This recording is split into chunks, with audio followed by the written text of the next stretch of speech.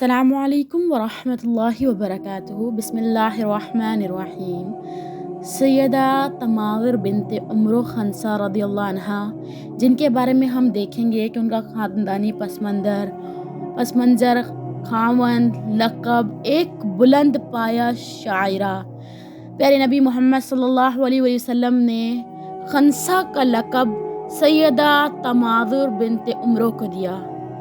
اللہ کے رسول نے ان کے لیے آگے ایک بلند پایہ شاعرہ تھیں، اور انشاءاللہ ہم اس کے بارے میں دیکھیں گے اور ان کی زندگی سے کچھ حاصل بھی کریں گے، اپنے لیے عمل میں بھی لائیں گے انشاءاللہ عز و جل۔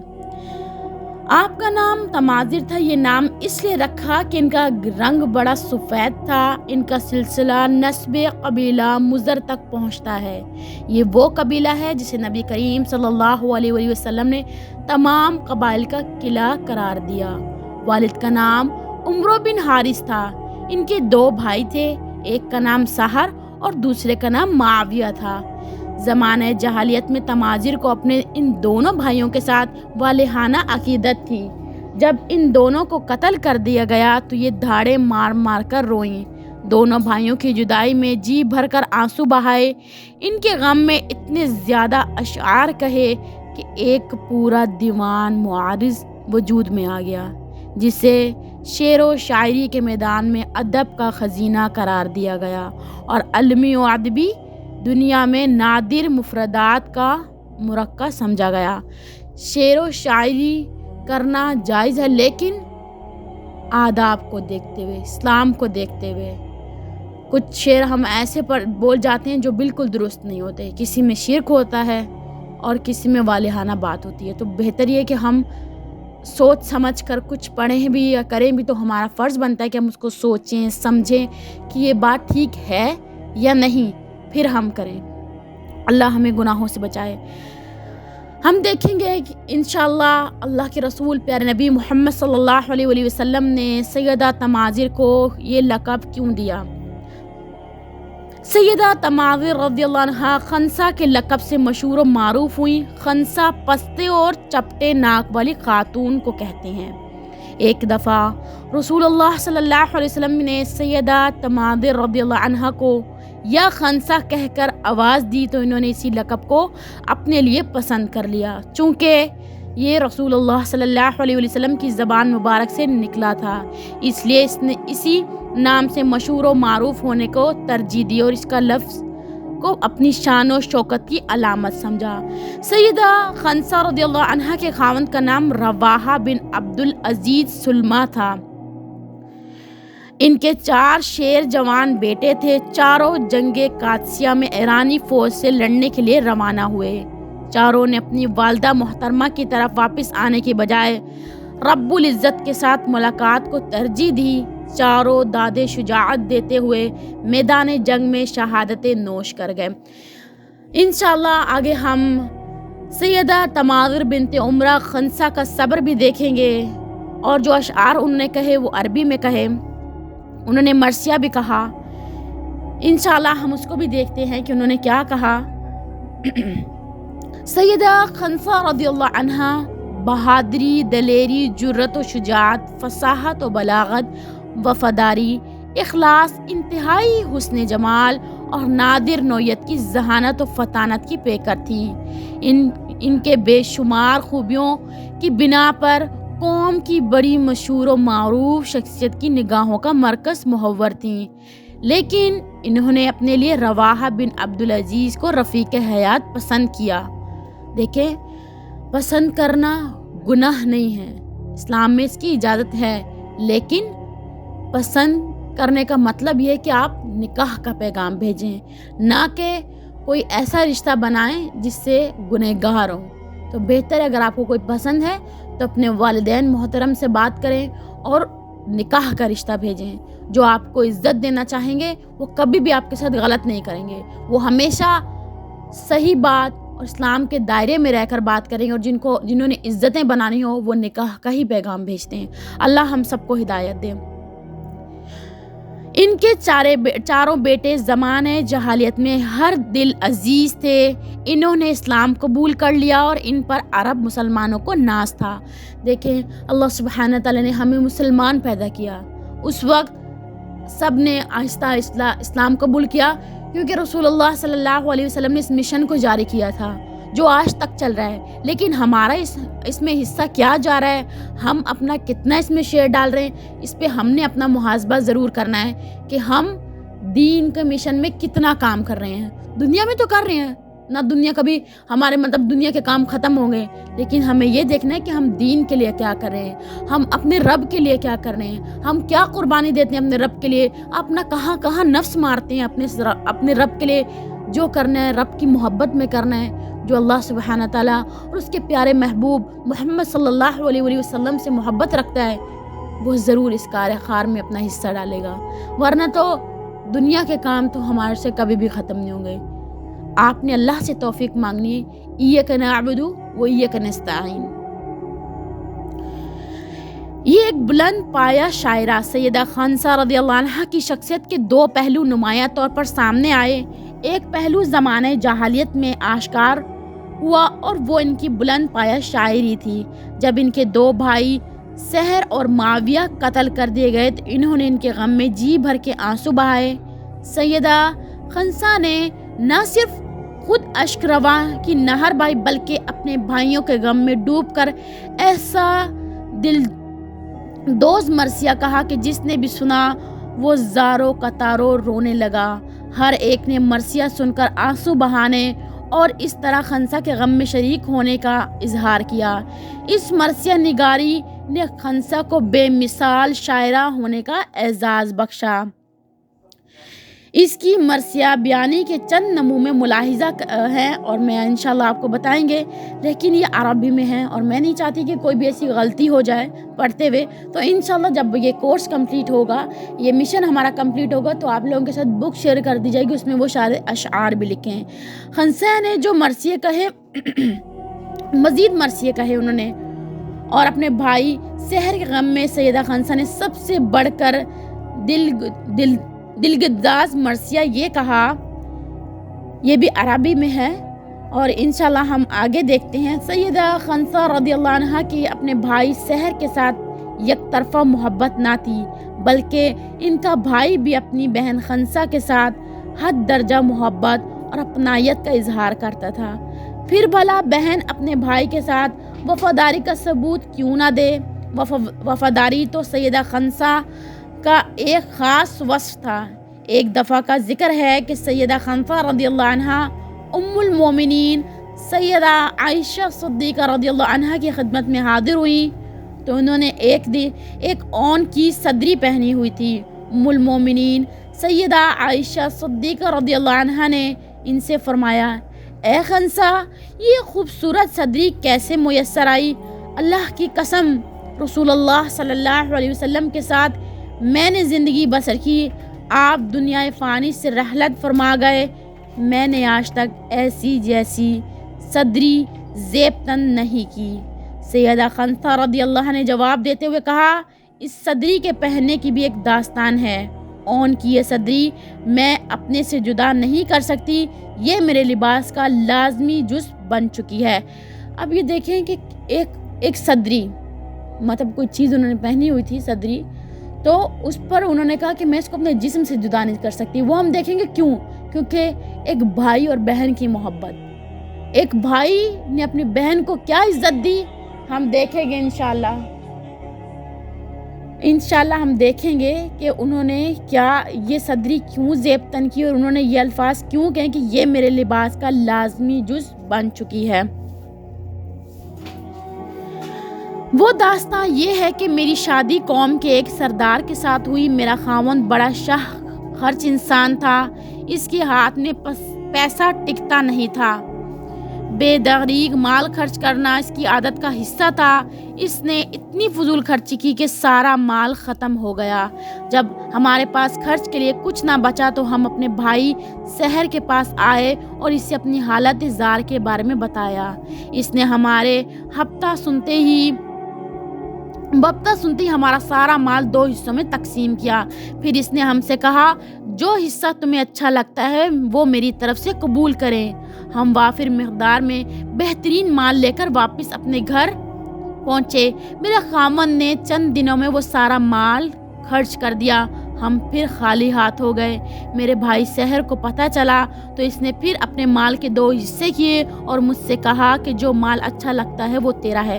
एक भाई ने अपनी बहन से किस तरह मोहब्बत का इजहार किया था, किस तरह अपनी बहन को उन्होंने देखा था। तो अभी जो इस वक्त हमारा मुआशरा चल रहा है, जो इस वक्त जिस माशरे में हम चल रहे हैं, अगर हम सोचें तो फिर कितनी बड़ी बात है कि किस तरह से यहाँ पर जायदाद के पीछे लड़ाई झगड़े और फसाद होते हैं। हम तो इस चीज़ को समझते ही नहीं है कि किस तरह हमने अपनी ज़िंदगी गुजारनी है, किस तरह नहीं। इंशाअल्लाह देखते हैं कि आगे सैयदा खंसा रज़ियल्लाहु अन्हा ने क्या फरमाया। इनकी बीवी ने इसे कहा कि तुम कब तक अपना माल 2 हिस्सों में तकसीम करके इनको नवाजते रहोगे। तो जवाब में मेरे भाई ने ये शेर कहे, वल्लाही ला अफनहुहा शरारहा फलो हलकतु कद्दतातु हिमारहा वत्तखज़त मिन शार सदराहा। तब से मैंने कसम खाई है कि मैं ज़िंदगी में इस सदरी को अपने से अलग नहीं करूँगी। मेरे भाई ने 2 दफ़ा अपने माल के 2 हिस्सों में तकसीम करके हर दफ़ा एक हिस्सा मेरे सुपुर्द कर दिया। इस तरह उसने माल के मामले में मेरे साथ बड़ी फयाजी का सबूत दिया। क्या मैं इसकी जुदाई में अपने आंसुओं का नजराना पेश करने में फयाजी का मुजाहिरा नहीं कर सकती? जब तक मेरी आंखों से आंसू खुश्क नहीं हो जाते, मैं अपने भाई सहर के गम में आंसुओं का नजराना पेश करती रहूँगी। सैयदा खंसा रज़ियल्लाहु अन्हा ने अपने भाई मुआविया के गम में ये मरसिया कहा। एक रोज़ सैयदना उमर बिन खत्ताब रज़ियल्लाहु अन्हु ने सैयदा खंसा रज़ियल्लाहु अन्हा से पूछा कि आपकी आंखों के गर्द स्याह हलकों की क्या वजह है? आपने फरमाया, मिस्र कबीला के सरदारों के कत्ल पर रोने की वजह से मेरी आंखों की ये हालत हुई। सैयदना उमर बिन खत्ताब रज़ियल्लाहु अन्हु ने फरमाया, ए खंसा, वो तो जहन्नुम में है। इसने कहा, इसका मुझे और ज़्यादा सदमा है। पहले तो मैं अपने भाई सहर की ज़िंदगी के ख़ात्मे पर रोती थी और अब मैं इसकी जहन्नम में होने पर रोती हूँ, क्योंकि उस वक्त उन्होंने इस्लाम कबूल नहीं किया था। जब जरीर शायर से पूछा गया कि लोगों में सबसे बड़ा शायर कौन है, तो इसने कहा, अगर सैयदा खंसा रज़ियल्लाहु अन्हा ना होती तो मैं सबसे बड़ा शायर होता। जरीर से पूछा गया कि आप सैयदा खंसा रज़ियल्लाहु अन्हा को शायरी में इतना बुलंद मुकाम क्यों देते हैं? इसने कहा कि सैयदा खंसा के दर्ज झिल अशार की वजह से। उनके बहुत अशार हैं और वो सब अरबी में हैं। इंशाल्लाह आप लोगों के साथ शेयर कर दिए जाएंगे, आप चाहें तो पढ़ सकते हैं। जरीर शायर का ये सैयदा खंसा रज़ियल्लाहु अन्हा के बारे में ये तबसरा इनके बुलंद पाया शायरा होने पर दलालत करता है, क्योंकि खरे खोटे सोने की पहचान जौहरी की होती है। सैयदा खंसा का मुसलमान होना, इंशाल्लाह हम वो भी देखते हैं कि सैयदा खंसा मुसलमान हुई, इस्लाम कबूल किया और बहादुर और साबरा शाकिर वालदा भी रहीं। इंशाल्लाह हम देखते हैं। जरीर शायर का सैयदा खंसा रज़ियल्लाहु अन्हा के बारे में ये तबसरा इनके बुलंद पाया शायरा होने पर दलालत करता है, क्योंकि खरे खोटे सोने की पहचान जौहरी को ही होती है। जैसा कि हमने देखा पहले भी, सैयदा खंसा का मुसलमान होना, सैयदा खंसा रज़ियल्लाहु अन्हा का अपने दोनों भाइयों के बारे में मौक़िफ़ इस माहौल के मुताबिक था जिसमें इसने तरबियत पाई, लेकिन ये माहौल हमेशा ना रहा। आफ्ताब इस्लाम तलू हुआ, इसकी किरणें सैयदा खंसा के दिल तक पहुँची तो इन किरणों ने इनके दिल की मैल कुचैल को धोकर साफ शफाफ कर दिया। जहालत की तमाम आलाइशें पाक साफ कर दी और सैयदा खंसा को एक नए रूप में तब्दील दिया। सैयदा तमाज़ा रज़ियल्लाहु अन्हा अपने मुसलमान होने पर फ़ख्र करने लगी, लेकिन इस खातून ने किस तरह इस्लाम कबूल किया, किस चीज़ ने इसकी शख्सियत को यकसर बदल दिया, इस सूरत हाल से आपको आगाह करती हूँ इंशाअल्लाह। वही है कि खंसा अपने बेटों के हमरा बनु सुलेम के وفد کے ساتھ رسول اللہ صلی اللہ علیہ وسلم سے ملاقات کے لیے روانہ ہوئی۔ جب یہ وفد آپ کی خدمت میں پہنچا تو آپ سے متاثر ہو کر سب نے اسلام قبول کر لیا۔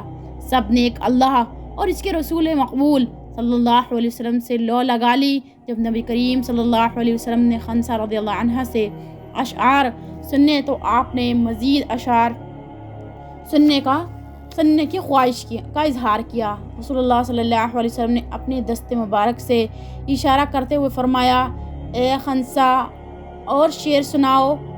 لیکن جب بنو تئی قبیلے کی وفد رسول اللہ صلی اللہ علیہ وسلم کے ساتھ ملاقات کے لیے آیا، وہ سب دائرہ اسلام میں داخل ہونے کی رغبت رکھتے تھے، تو اس وفد میں سے عدی بن حاتم اور اس کی ہمشیرہ صفانہ بن حاتم اور قبیلہ بنوتی کے چند افراد آگے بڑھے۔ جب انہوں نے اسلام قبول کر لیا تو عدی بن حاتم نے کہا، اے اللہ کے رسول، ہم میں ایک شخص سب سے بڑا شاعر ہے۔ انہوں نے فرمایا، اے اللہ کے رسول، ہم میں سے ایک شخص سب سے بڑا شاعر ہے اور ایک سب لوگوں سے بڑھ کر سخی ہے اور ایک سب لوگوں سے بڑھ کر شاہ سوار ہے۔ نبی کریم صلی اللہ علیہ وسلم نے فرمایا، ان کے نام لیں۔ عدی بن حاتم نے کہا، لوگوں میں سب سے بڑا شاعر عمرو الکیس بن حجر ہے اور لوگوں میں سب سے بڑا سخی میرا باپ حاتم بن سعد الطائی ہے اور لوگوں میں سب سے بڑا شاہ سوار عمرو بن معد یکرب ہے۔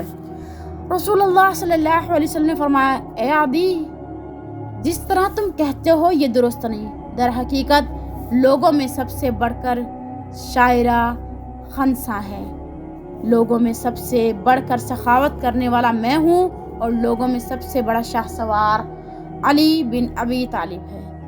سیدہ خنسا رضی اللہ عنہ کے حق میں لوگوں میں سب سے بڑھ کر شاعرہ ہونے کی گواہی سید البشر سیدنا محمد صلی اللہ علیہ وسلم کی زبان مبارک سے ہوئی۔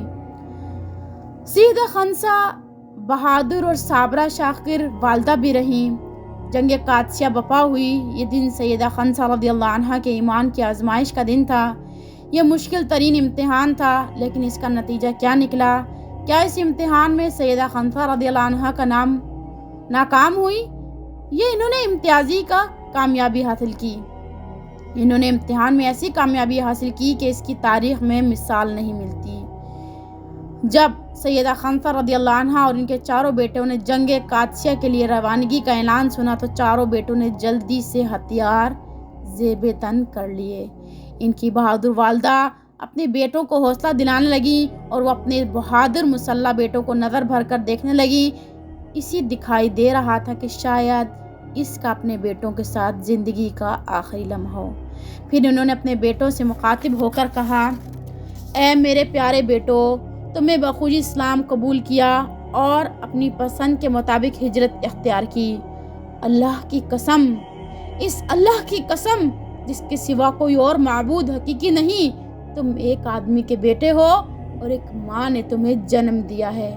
میں تمہارے باپ کے ساتھ ہی کبھی خیانت نہیں کی اور نہ تمہارے ماموں کو رسوا کیا اور نہ تمہارے حسب و نسب میں کوئی آمیزش آنے دی، مطلب آزمائش آنے دی۔ ٹھیک ہے، تم یہ بات اچھی طرح جانتے ہو کہ مسلمانوں کے لیے کافروں کے ساتھ جنگ کرنے میں کس قدر ثواب ہے۔ تم اس بات کو خوب اچھی طرح جان لو کہ باقی رہنے والا گھر فنا ہونے والے گھر سے کہیں بہتر ہے۔ اللہ سبحانہ تعالیٰ سورہ العمران کی آیت نمبر 200 میں فرماتے ہیں، یا ایھا الذین آمنوا اصبروا وصابروا ورابطوا واتقوا اللہ لعلکم تفلحون۔ اے لوگو جو ایمان لائے ہو، صبر سے کام لو، باطل پرستوں کے مقابلے میں پامردی دکھاؤ، حق کی خدمت کے لیے کمر بستہ رہو، اللہ سے ڈرتے رہو، امید ہے تم فلاح پاؤ گے۔ انشاءاللہ عز و جل اللہ کی ذات بڑی غفور الرحیم ہے۔ ہم آگے بھی دیکھیں گے سیدت نماظر بنت عمرو رضی اللہ عنہ کے بارے میں۔